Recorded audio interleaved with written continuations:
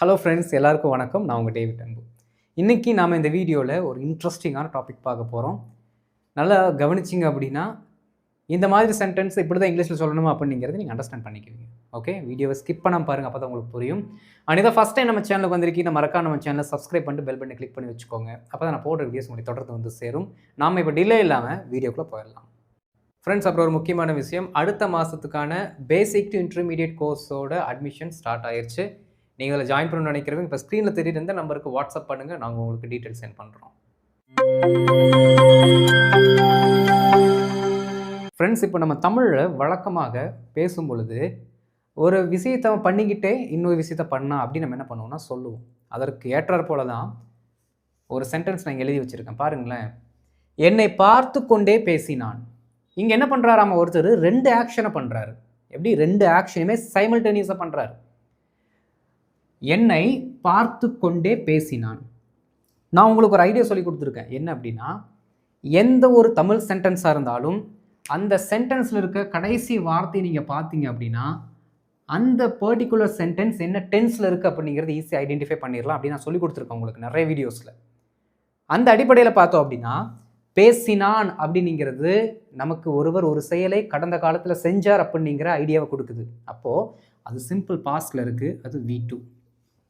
அப்போ இந்த sentence past டென்ஸில் என்ன இருக்குது? அமைக்கப்பட்டிருக்கிறது. It is constructed with a past tense. எப்படி? கடந்த கால அந்த டென்ஸை வச்சு தான் என்ன பண்ணியிருக்காங்க, இதை கன்ஸ்ட்ரக்ட் பண்ணியிருக்காங்க. அடுத்து, என்னை பார்த்து கொண்டே. பார்த்து கொண்டே, இந்த கொண்டு அப்படிங்கிற மீனிங் வந்தாலே இந்த இடத்துல பிரிங் அப்படிங்கிற மீனிங் வராது. கொண்டு அப்படின்னா ஒரு வேலையை செய்து கொண்டு, கண்டினியூஸ். புரியுது நண்பர்களே? எப்படி? கண்டினியூஸ்.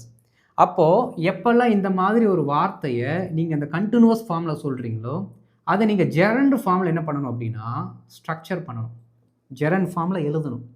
இப்போ பார்த்து கொண்டே அப்படின்னா பாருங்கள், லுக்கிங் அப்படிங்கிற வார்த்தையை நம்ம யூஸ் பண்ணலாம். என்னை பார்த்து கொண்டே, யாரை பார்த்தாராமா? நம்மளை பார்த்தாரு. இப்போ லுக்கிங் அட் மீ, அவ்வளோதான். ஓகே. பேசினான், சிம்பிள் பாஸ்ட், அதனால ஸ்போக், என்ன V2 எழுதியிருக்கோம். இவ்வளோ தான் இந்த சென்டென்ஸில் இருக்கிறது. பிரித்து போட்டாச்சு.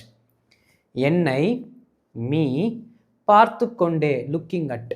என்னை பார்த்து கொண்டே அப்படின்னா லுக் அட் அப்படிங்கிற வார்த்தை தான் நம்ம யூஸ் பண்ணணும். வெறும் லுக் அப்படிங்கிற வார்த்தையை மட்டும் போட்டால் மீனிங் வராது. லுக் அட் அப்படிங்கிற வார்த்தையை சொல்லணும்.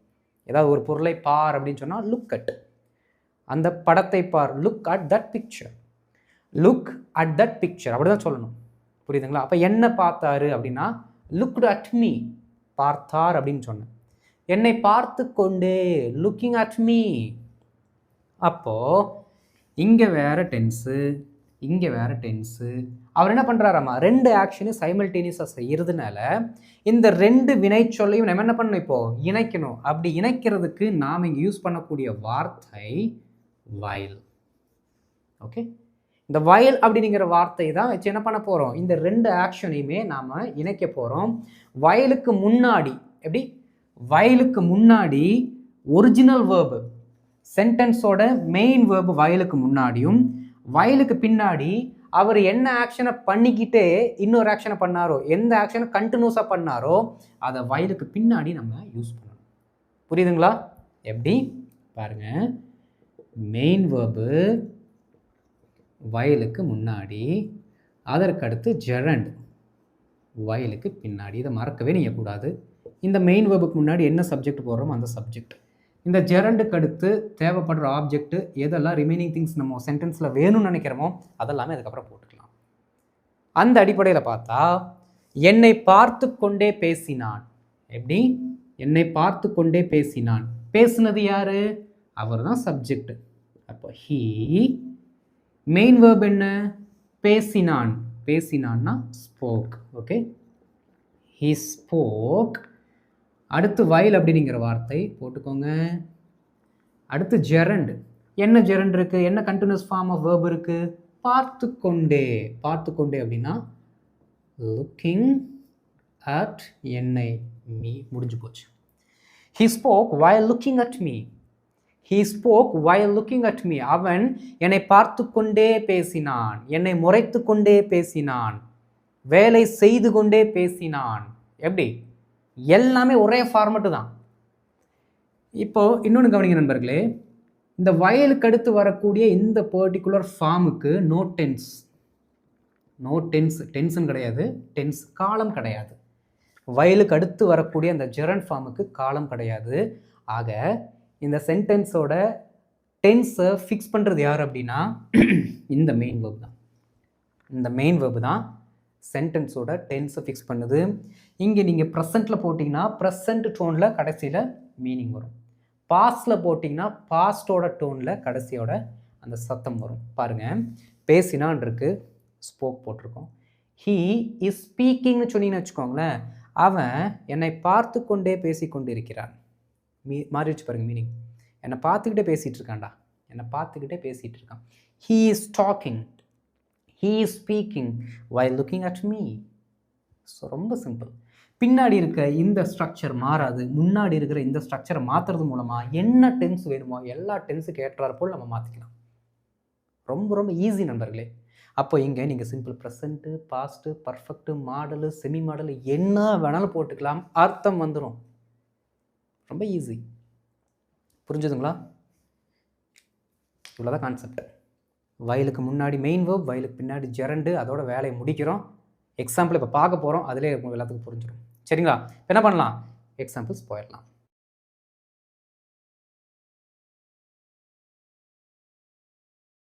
ஃப்ரெண்ட்ஸ், இப்போ ஃபஸ்ட்டு செட் ஆஃப் எக்ஸாம்பிள்ஸ் ரொம்ப சிம்பிள். சென்டென்ஸோட கடைசி வார்த்தை மட்டும் பாருங்கள், அதை வச்சு தான் நம்ம இப்போ என்ன பண்ண போகிறோம், ஸ்டார்ட் பண்ணவே போகிறோம். பாடலை கேட்டுக்கொண்டே இந்த ஆக்ஷனை செஞ்சுக்கிட்டே இன்னொரு ஆக்ஷனை அவர் என்ன பண்ணுறாரு, சைமல்டேனியஸாக பண்ணுறாரு. அவன் வேலை செய்தான், அவன் வேலை செய்தான். ரொம்ப ஈஸி. ஓகே, அவன் வேலை செய்தான். நீங்கள் வேலையை செஞ்சது யார், அவன். அப்போ அவர் தான் சப்ஜெக்ட். சரிங்களா? பாருங்க, ஹி என்ன வேலை செஞ்சார், ஏதோ ஒரு வேலை செஞ்சார். அப்போ அதை சிம்பிளாக ஒர்க்ட் அப்படிங்கிற வார்த்தையில் நம்ம சொல்லலாம். ஹி ஒர்க்ட், அவன் வேலை செஞ்சான். பாடலை கேட்டுக்கொண்டே வேலை செய்தான், while listening to the song. Okay, song, அதனால் நீங்கள் லிசனிங் டூன்னு போட்டால் தான் கரெக்டாக வரும். லிசனிங் த சாங்னு சொன்னால் தப்பு. while listening the song அப்படின்னு சொன்னால் அது சரியாக வராது.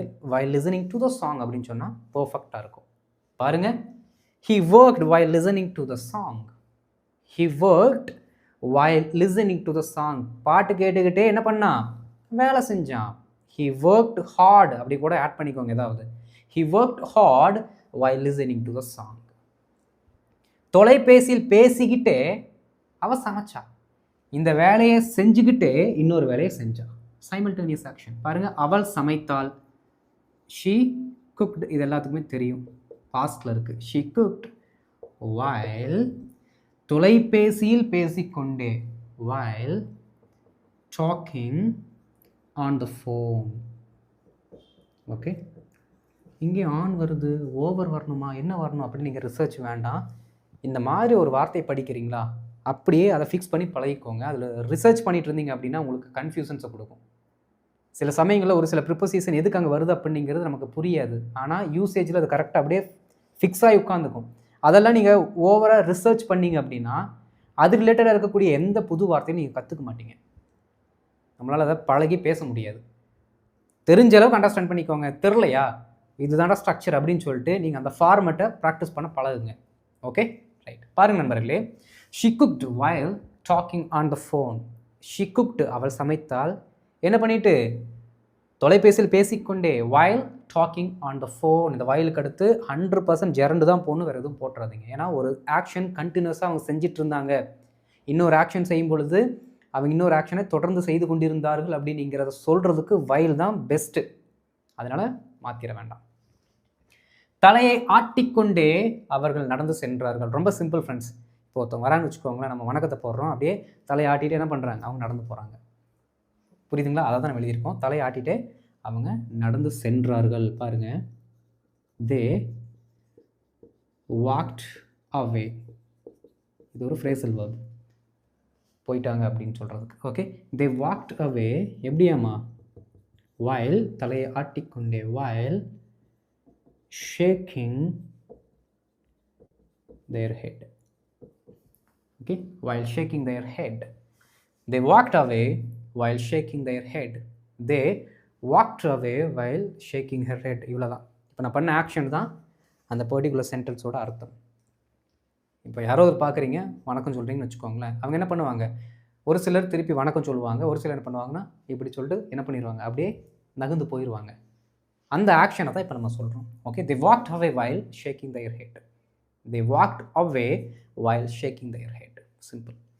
அடுத்து பாருங்கள், நாங்கள் மணியை பார்த்துக்கிட்டே டைமை செக் பண்ணிக்கிட்டே நிற்கிறோம். ப்ரெசண்ட்டில் இருக்குது. இதை சிம்பிள் ப்ரெசண்ட்டில் நீங்கள் சொல்லக்கூடாது.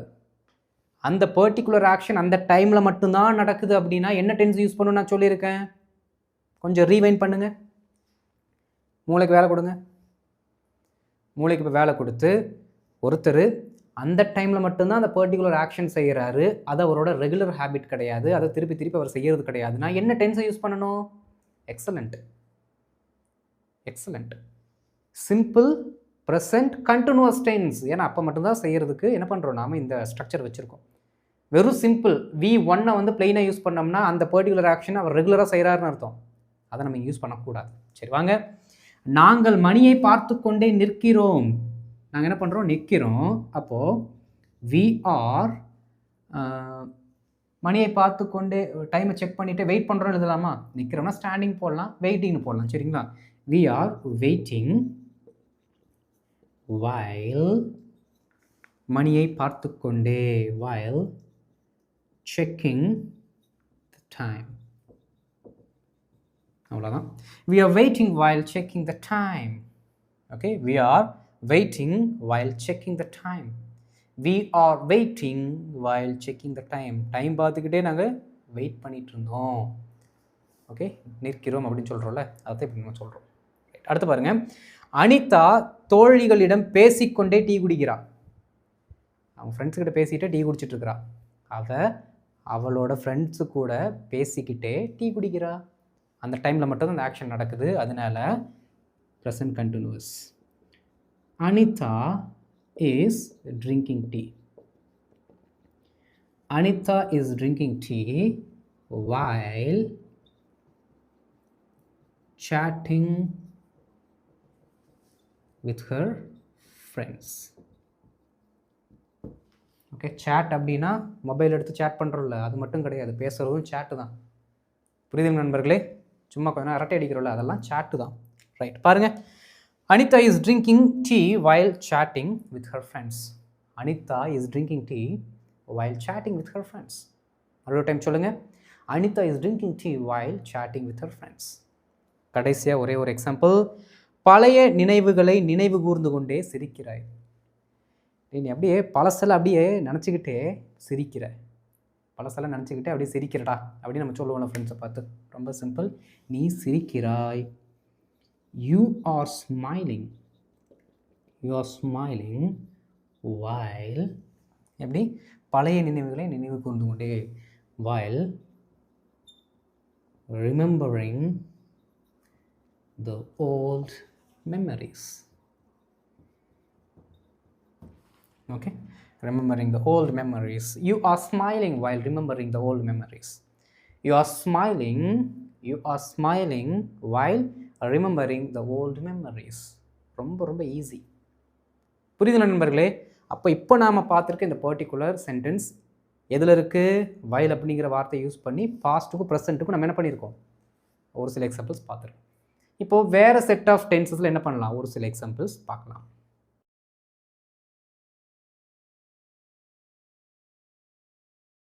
ஃப்ரெண்ட்ஸ், இப்போ ஒரு சில அடுத்த செட் ஆஃப் எக்ஸாம்பிள்ஸ் வேறு டென்ஸில் இருக்குது. இந்த பர்டிகுலர் ஸ்லைடை கொஞ்சம் நல்லா கவனிங்க. இதை நீங்கள் ஒழுங்காக கவனிக்கல அப்படின்னா கண்டிப்பாக உங்களுக்கு கன்ஃபியூஷன்ஸ் வரும். இந்த ஃபஸ்ட்டு ஒரு 5 நிமிஷம் அந்த வீடியோவை பார்த்துட்டு டைரெக்டாக ஹோம்ஒர்க் போகிறவங்களுக்கு கண்டிப்பாக இந்த பர்டிகுலர் ட்ரிக்ஸு புரியாது. இந்த ட்ரிக்குன்னு சொல்ல முடியாது, ஒரு கன்ஃபியூஷன்ஸ். இந்த நுவான்ஸை நீங்கள் கற்றுக்கணும், நுணுக்கத்தை நீங்கள் கற்றுக்கணும். என்னென்னு பார்க்கலாம் வாங்க. அரவிந்த் படம் பார்த்து கொண்டே ஆங்கிலம் பயிற்சி செய்வான். பயிற்சி செய்வான் ஃப்யூச்சரில் இருக்குது. இதெல்லாம் ரொம்ப சிம்பிள். ஆங்கிலம் பயிற்சி செய்வான். பாருங்க, Aravind will practice English. Okay, Aravind will practice English while watching movies. இதெல்லாம் ரொம்ப சிம்பிளான சென்டென்சஸ் பாருங்க. Aravind will practice English. Aravind will practice English while watching movies. Aravind will practice English while watching movies. இங்கே ஃபியூச்சர் இருக்கு, ஏன்னா பயிற்சி செய்வான். அப்போ வில் ப்ளஸ் V1 ஃபியூச்சர். தேர்வை பற்றி நினைத்து கொண்டே விமலா வீட்டிற்கு போவாள். நாளைக்கு வேறு எக்ஸாம். இப்போ பாரு, நாளைக்கு எக்ஸாம் பற்றி நினச்சிக்கிட்டே வீட்டுக்கு போவா. எக்ஸாம் பற்றி நினச்சிக்கிட்டே வீட்டுக்கு போவா. ஒரு ஆக்ஷன் அவன் செய்வா அப்படின்னு நம்ம சொல்கிறோம். இதுவும் சிம்பிள் ஃபியூச்சர் தான். பாருங்கள், யார்? விமலா தானே. அப்போ விமலா வில் வாக் ஹோம். அவ்வளோதான். ஒரு சிலர் வாக் டு ஹோம் போடுவீங்க, தேவையில்லை. Walk home. Okay, Vimala will walk home. எப்படியாமா? while தேர்வை பற்றி நினைத்து கொண்டே, while thinking about exams. அவ்வளோதான். while thinking about exams. சேர்த்து சொல்லுங்க. Vimala will walk while thinking about exams. Vimala will walk home, Vimala will walk home while thinking about exams. Vimala நாளையோட எக்ஸாம்ஸை நினச்சிக்கிட்டு என்ன பண்ணுவா? வீட்டுக்கு போவா அப்படின்னு நம்ம சொல்கிறோம். மேலாளர் எடுத்துக்காட்டுகளை கூறிக்கொண்டே தலைப்பை விளக்குவார். அதாவது டாபிக்ஸ் என்ன பண்ணுவார்? எக்ஸாம்பிள் சொல்லிக்கிட்டே எக்ஸ்பிளைன் பண்ணுவார் அப்படின்னு நம்ம சொல்கிறோம். The manager. Okay, the manager will explain the topic. The manager will explain the topic. எப்படியாமா? while எடுத்துக்காட்டுகளை கூறிக்கொண்டே, while giving examples. while giving examples. நல்லா கவனிக்கணும். The manager will explain the topic while giving examples. The manager will explain the topic while giving examples. அந்த வேலையை செஞ்சுக்கிட்டே இன்னொரு வேலையை செய்கிறார். ரைட். அடுத்து பாருங்க நண்பர்களே, தினமும் வேலை செய்து கொண்டே உன்னால் படிக்க முடியும். படிக்க முடியும். மாடல்ஸ். ஒரு வேலை உன்னால் செய்ய முடியும் அப்படின்னு நம்ம சொல்கிறோம். பாருங்க, தினமும் வேலை செய்து கொண்டே உன்னால் படிக்க முடியும். You can study while working daily. Okay, you can study while working daily. அடுத்து பாருங்க, மீரா படுத்துக்கொண்டே படிக்கக்கூடாது. ஒரு ஆக்ஷனை செய்யக்கூடாது அப்படின்னு நம்ம சொல்கிறோம். எப்படி? பெட்டில் சும்மா அப்படியே படுத்துக்கிட்டே படிக்கக்கூடாது, உட்காந்து படித்தாதான் மைண்டில் ஏறும் அப்படின்னு சொல்கிறான்னு வச்சுக்கோங்களேன். ரொம்ப சிம்பிள். மீரா should not ஸ்டடினே போடலாம். Okay, should not study while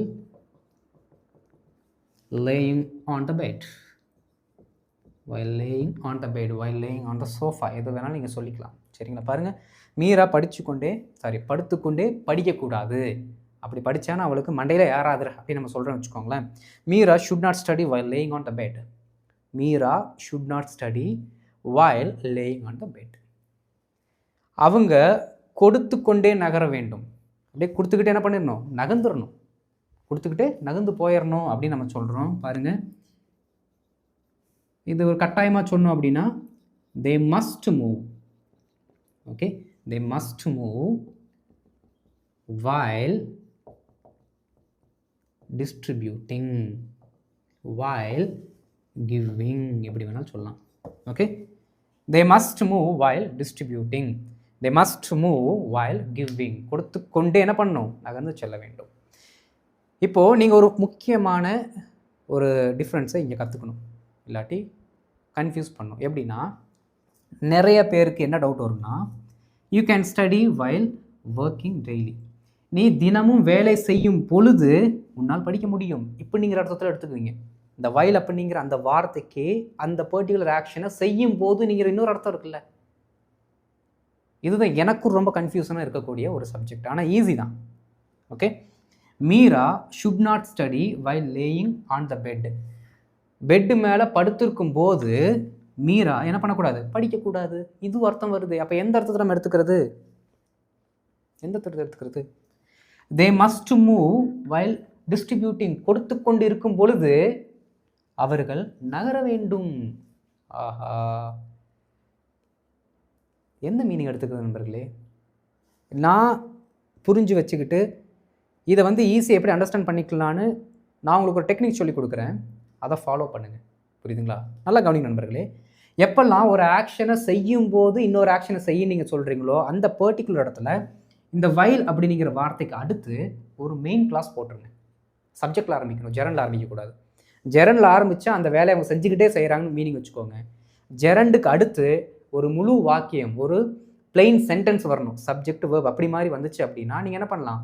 ஒரு வேலை நடக்கும்போது இன்னொரு வேலை நடக்கணும் அப்படிங்கிற மாதிரி நீங்கள் சொல்லலாம். For example, you can study while she is working daily. அவள் தினமும் வேலை செய்து கொண்டு இருக்கும் பொழுது நீ படிக்கலாம், உன்னால் படிக்க முடியும். புரியுதுங்களா? இந்த இடத்துல நம்ம என்ன பண்ணிட்டோம்? டிஃப்ரெண்ட்டாக ஒரு முழு அர்த்தத்தை கொடுக்கக்கூடிய சென்டென்ஸை போட்டாச்சு. இங்கே பாருங்க, Meera should not study while his father is sitting in front of her அப்படின்னு நான் சிம்பிளாக சொல்கிறேன். எப்படி?